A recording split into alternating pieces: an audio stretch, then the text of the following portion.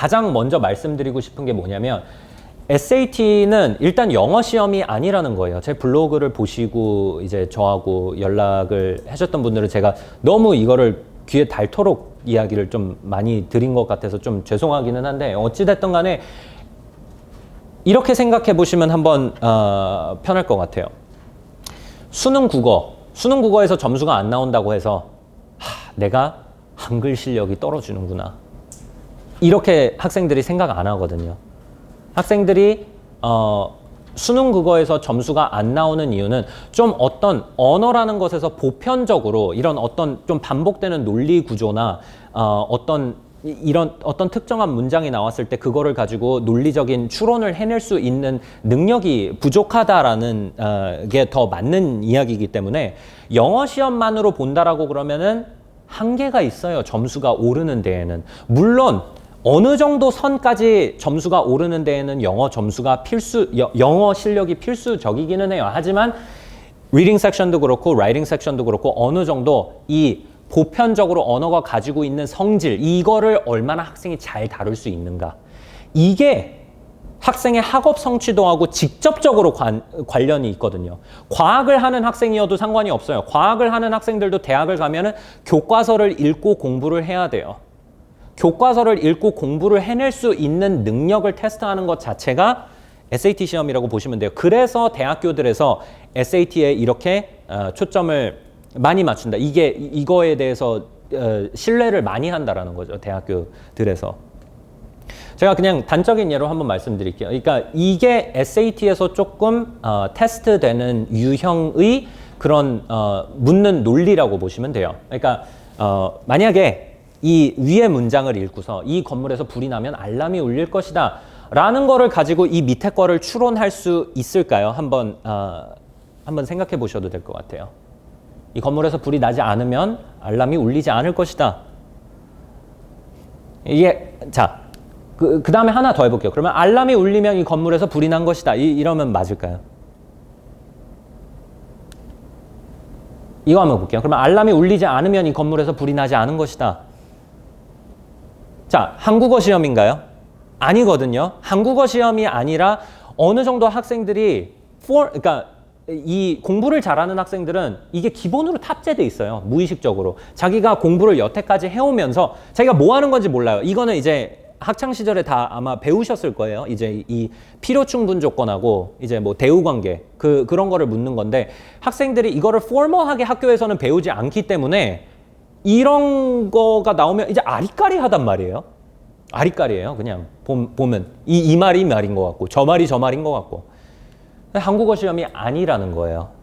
그러니까 제가 지금 말씀드리고 있는 부분들은 학생들이 SAT 공부를 하면서 어떠한 좀 잘못된 방법으로 접근을 하고 있는지, 그리고 학원들에서도 어떻게 좀 잘못된 방법으로 접근을 하고 있는지를 설명을 드리고 있는 건데, 자, 문제가 이렇게 있다라고 한번 가정을 해볼게요. 그러니까 저기 SAT 모의고사를 본 학생들도 있을 거고 SAT 점수가 있는 학생들도 있고 한데 학생들이 이런 이야기 하시는 거 아마 들어보셨을 거예요. 그거는 공부해도 점수가 안 오른다. 아니면 이거는 그냥 운이다. 뭐 이렇게 학생들이 이야기를 하게 되는 데는 이유가 있어요. 왜냐하면 내용을 이해했다라는 가정하에서, 그러니까 해석만 됐다라는 가정하에서 사지선다형 문제에서 2개는 지워지거든요. 2개는 무조건 지워져요, 학생들이. 2개가 안 지워졌다라고 그러면은 그거는 조금 영어 실력에서 문제가 있는 건데 그거는 조금 별개의 문제일 수 있는데 어찌됐든 간에 약간 이런 상황이죠. 학생들이 C를 골랐어요. C를 고르고 학원에서 이제 채점을 해요. 채점을 하는데 틀렸다고 말을 해줬어요, 선생님이. 근데 애초에 자기는 2개 중에서 고민을 하고 있었거든요. 근데 틀렸다는 사실을 말해주면 학생들이 당연히 그러면 이거겠네. 맞출 수 있었어. 참 아쉽다. 이렇게 생각을 해요. 근데 그 문제는 절대 맞출 수가 없는 문제였어요. 이게 어떤 상황이 된 거냐면 50대 50 상황이 온 거예요. 그러니까 코인 플립이 된 거죠. 그러니까 동전 뒤집기 하는 건데 점수가 시험을 볼 때마다 왔다 갔다 한다. 이런 학생들이 되게 많아요. 왜 그러냐면 코인 플립 하는 문제들이 너무 많아요. 이 50대 50 게임을 하는 문제들이 너무 많아요. 그러면 통계적으로 10개에서 이제 그 코인 플립을 했다라고 그러면 5개는 틀릴 거예요. 통계적으로. 근데 운이 좋은 날에는 2개 틀리는 날도 있을 거예요. 운이 나쁜 날에는 10개 다 틀릴 거예요. 코인 플립을 50대 50 게임을 했는데 다 틀리는 날도 있을 거예요. 그러니까 근본적으로 학생들이 이 논리 구조를 파악하고 그거에 따른 추론을 하는 방법을 배우지 않으면 이 점수는 영영 오르지 않아요. 학생들이 무의식적으로 그거를 체득하는 학생들도 있기는 있지만 그거는 이제 또 이제 감인데 그거를 제가 좀 나중에 또 좀 말씀을 드릴게요. 자, 학생들한테 처음 수업 시작하는 학생들한테 조금 이제 장난이라고 하기에는 그런데 학생들한테 메이크업 포인트를 하기 위해서 말해주는 게 있는데 학생들이 B를 골랐어요. 그리고 정답이 B예요. 근데 제가 학생들한테 답이 이거다. 답이 C다. 말하면 다 수긍해요, 학생들이. 아, 맞아요. 맞출 수 있었어요. 다 그래요. 그러니까 이 이야기는 뭐냐면 애초에 거꾸로 생각하고 있다는 거예요. 애초에 패세지를 읽고 나서 concrete한 understanding을 가지고 문제로 넘어온 게 아니라는 이야기예요. 패세지를 읽고 나서 그냥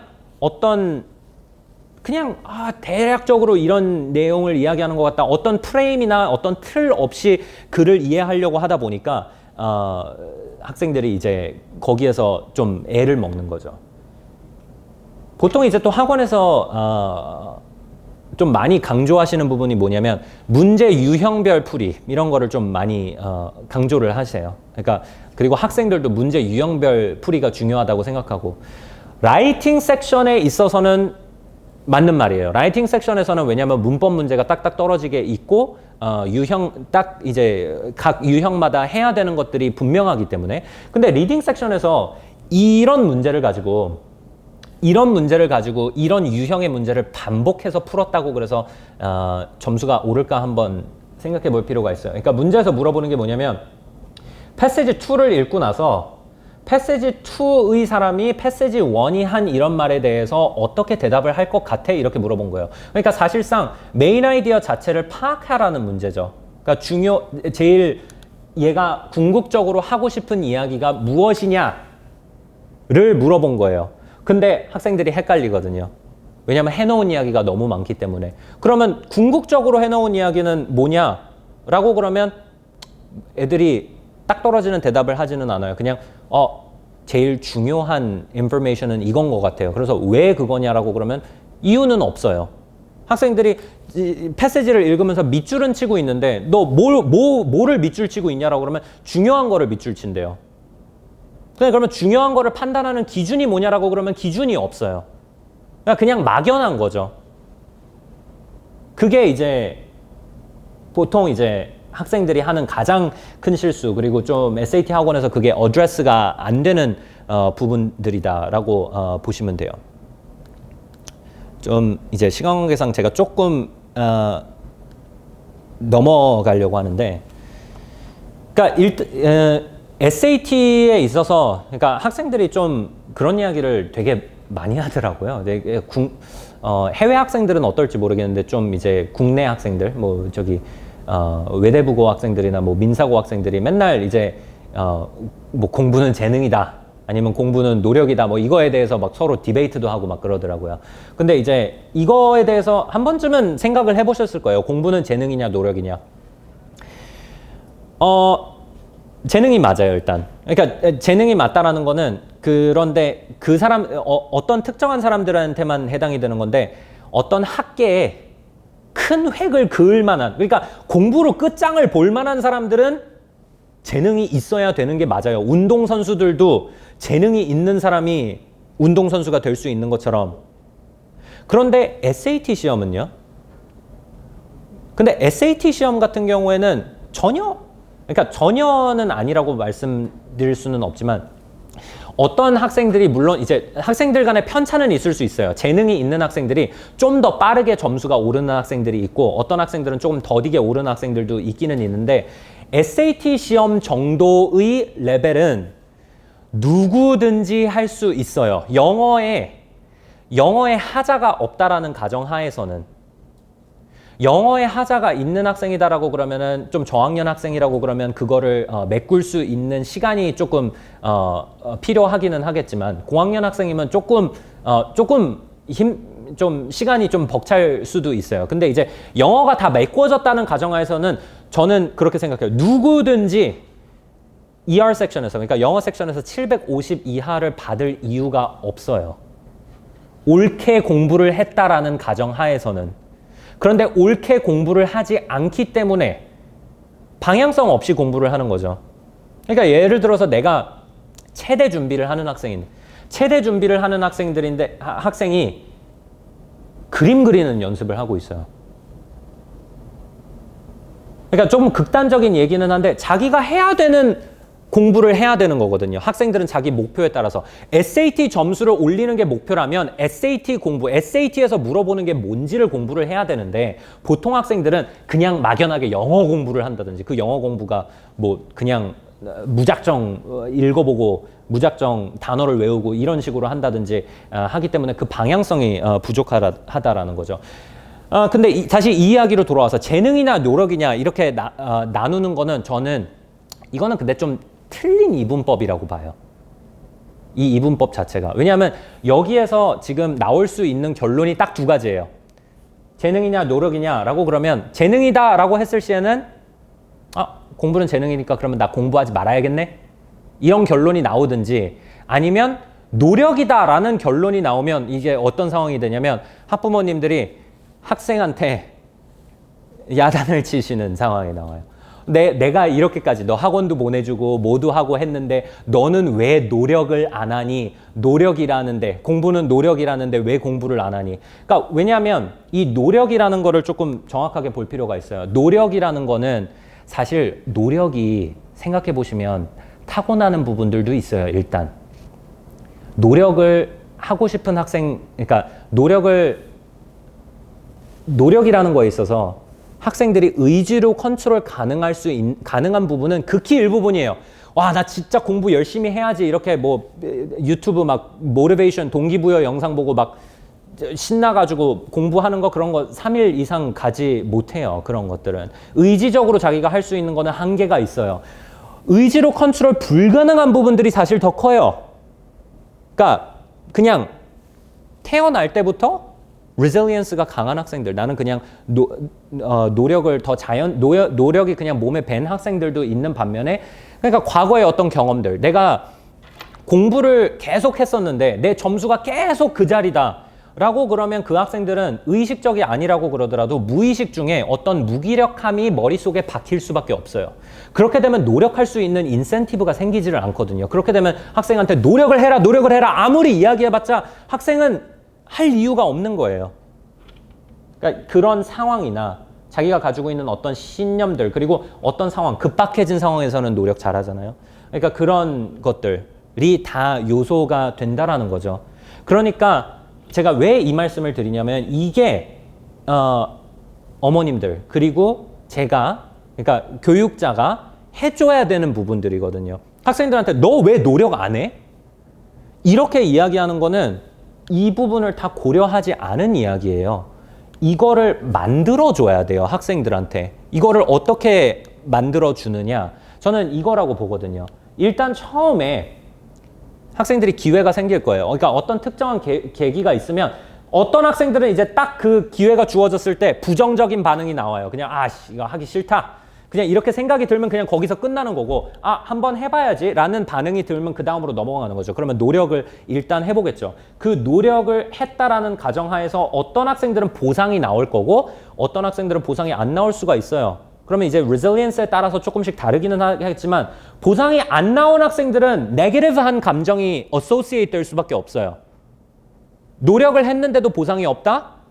감정이 안 좋을 수밖에 없어요. 그러면은 그거에 따라서 이제 다음 단계로 넘어갈 수 있는 이 힘이 떨어지는 거죠. 근데 반대로 긍정적인 감정하고 자꾸 associate 된다? 그러면 내가 알아서 그 다음 거를 하려는 욕구가 생기기 시작해요, 학생들이. 그러면 그게 또 다음 기회하고 계기로 이어지게 되는 거죠. 그러니까 SAT를 가르치는 데에 있어서도 학생들한테 이 순환의 고리를 만들어줘야 돼요. 그냥 무작정 학생들한테 모의고사 풀어보고 그 다음에 문제풀이 해라. 이게 아니라 처음부터 보여줘야 돼요. 한 문장부터 시작해야 돼. 한 문장을 읽었더니 이 문장은 비교문이더라. 이 비교문이기 때문에 너는 이걸 이 논리적인 프레임으로 받아들이면 이 문제를 이런 식으로 풀 수 있다. 그러면 되는구나. 이게 내가 SAT는 방법이 없다라고 생각했는데 방법이 있는 거구나. 이렇게 느끼면서 학생들이 점점 할 수 있는 흥미가 생겨나는 거거든요. 그러니까 재미가 아니라 흥미예요. 재밌지는 않아요. 근데 이제 보통 학교 커리큘럼을 보면 학생들의 흥미 유도를 할 수 없는 커리큘럼으로 밖에 짜여져 있지가 않아요. 이거는 이제 한국, 미국 공통이에요. 학생들이 딱 9학년에 올라가서 문학 클래스를 듣는다 라고 그러면 일단 서베이 코스로 시작하는 거거든요. 그러니까 역사적인 어프로치예요. 그러니까 처음에 9학년에 딱 들어가서 제일 처음 읽는 책은 올드 잉글리시. 그래서 이제 점점 더 20th century 그리고 이제 뭐 현대 문학으로 넘어오는 이 코스인데 여기에서부터 시작했을 때 이미 할 마음이 없어져요. 학생들이 마음이 대부분 다 떠버려요. 왜냐하면 제일 처음에 읽는 게 이거거든요. 보통 이제 영어 교과정에서 제일 처음에 읽는 게 뭐냐면 베오울프. 베오울프는 뭐냐면 3182행의 고대 영어로 써진 영문학 최초의 서사시. 재밌겠나요? 베오울프라는 한 영웅의 일대기를 그리고 있으며 게르만 전통에 입각한 운명과 명예, 충성, 복수를 기반으로 한 영웅주의 사회의 행동 철학을 다루고 있다. 9학년 딱 들어가면 이거 읽어야 애들이 재밌겠나요? 흥미 유도가 되나요? 노력의 선순환이 이루어지나요? 여기에서부터 학생들이 이미 체크아웃 해버려요. 멘털리 체크아웃 해버려요. 학생들이. 읽기에서 이미 흥미가 없어져 버린 거예요. 근데 이게 너무 제가 안타까운 거죠. 이게 SAT로도 translate 되는 거거든요. 학생들이. SAT로도 translate 되는 거고 읽기에 대한 흥미가 떨어지면 공부에 대한 흥미 자체가 떨어지는 거예요. 왜냐하면 공부라는 거는 궁극적으로 읽기거든요.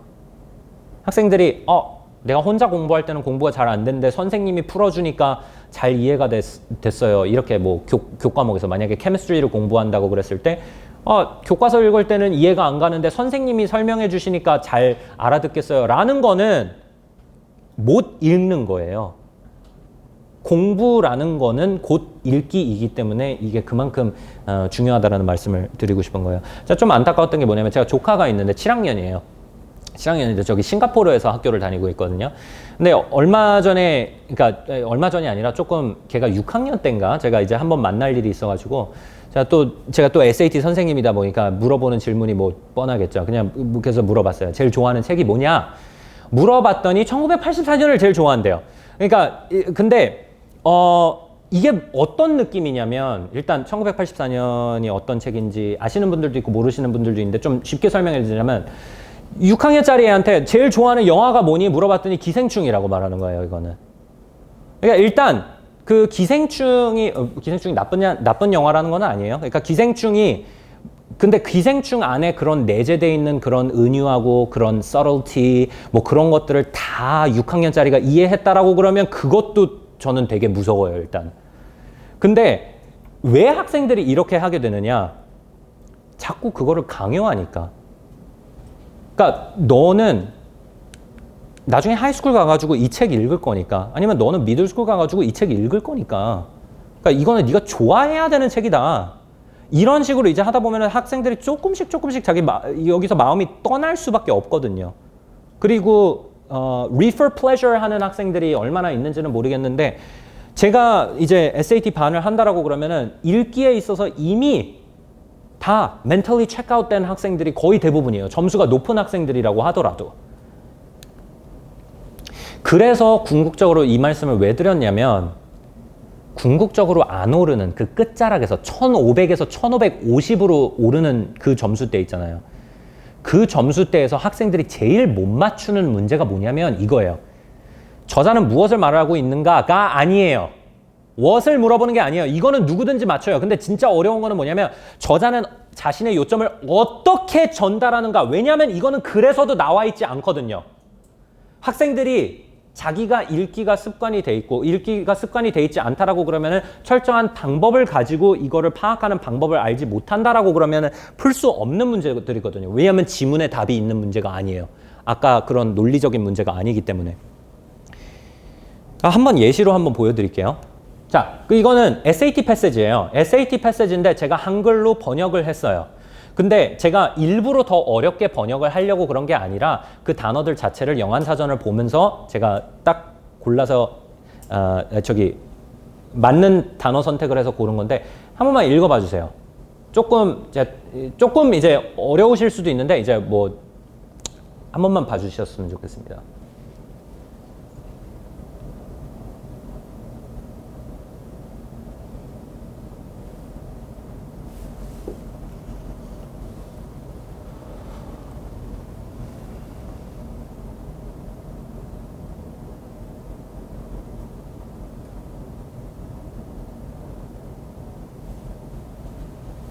자,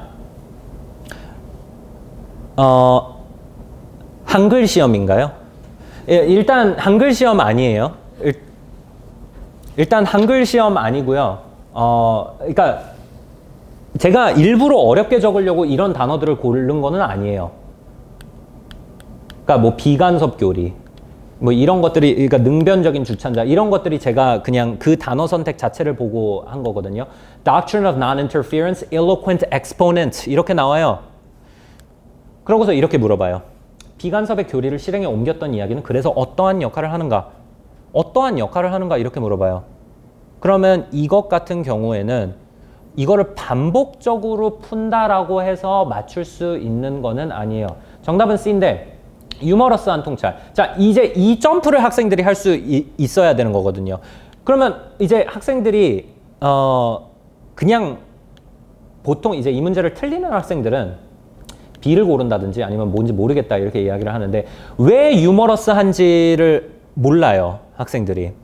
근데 이 유머러스하게 되는 계기 자체가 단어 선택에 있는 거거든요. 지금 이렇게 어려운 단어를 하면서 이걸 간섭하지 마라, 너 참견하지 마라, 너 오지랖 떨지 마라 라는 이야기를 비간섭의 교리라고 말하는 것 자체가 작가가 지금 웃기려고 작정을 했다라는 거예요. 그런 뉘앙스 자체를 학생들이 읽을 수 있느냐가 최종적으로 학생들이 점수 오르는 기준, 이제 700점에서 750점으로 오를 수 있느냐를 판단하는 그 기준이 된다는 거죠. 학생들은 글을 읽고 나면 어떤 머릿속에 잔상이 남아요. 머릿속에 잔상이 남아가지고 자, 답을 보니까 A에서는 별표라고 그래. 이 글에서 말하고자 하는 내용이 뭐냐라고 그러니까 A는 별표라고 그랬고 B는 동그라미, 네모, 세모 이렇게 하겠어요. 근데 가장 이상적인 시나리오에서는 어떻게 돼야 되냐면 학생들이 글을 읽고 나서 이 글은 별표에 대한 내용이었다. 이게 딱 떠올라야 돼요. 가장 이상적인 시나리오에서는. 근데 점수대가 안 나오는 학생들 그리고 이제 대부분의 학생들은 어떤 문제를 가지고 있냐면 이 모양을 글을 읽고 나서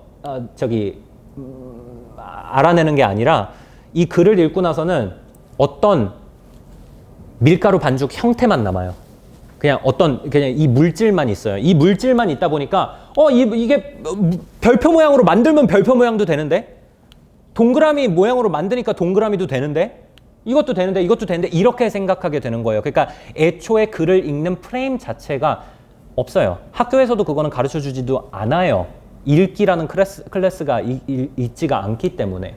그래서 이제 제가 수업에서 이제 강조하는 제 수업 내용에 대해서 이제 간략하게 설명을 해드리자라고 그러면은 이 4가지 키워드로 보시면 될 것 같아요. 그러니까 이제 학생 관리 그리고 모의고사 몇 개 이런 이제 외형적인 것들은 제가 이제 딱히 이야기를 하지를 않겠는데 수업 내용에서 근본적으로 이제 차이가 있는 거거든요, 학원들에서. 근데 방법론이라는 거는 무엇이냐?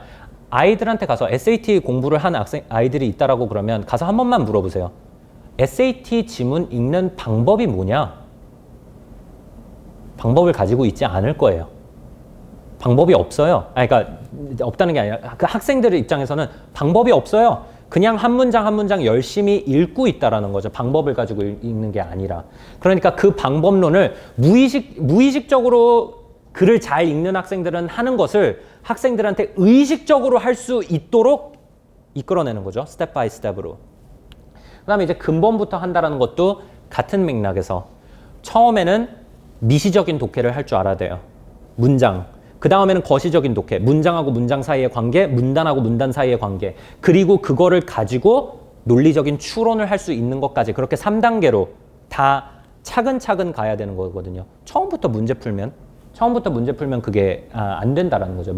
그리고 궁극적으로 길러주고 싶은 거는 학생들한테 메타인지라는 거는 내가 내 자신을 객관화시켜서 생각할 수 있는 능력이에요. 학생들은 이게 잘 없는 학생들이 많거든요. 그리고 밀도는 수업 밀도를 말씀드리는 거예요. 그러니까 제가 이제 예전에 다른 SAT 학원에서 이제 수업하시는 분들이나 이런 분들을 이제 보면 수업 시간에 아이들한테 문제를 풀라고 시킨다든지 이런 식으로 뭐 시간을 좀 어영부영 보내신다든지 이런 것도 있어요. 학생들이 말을 안 한다 뿐이지.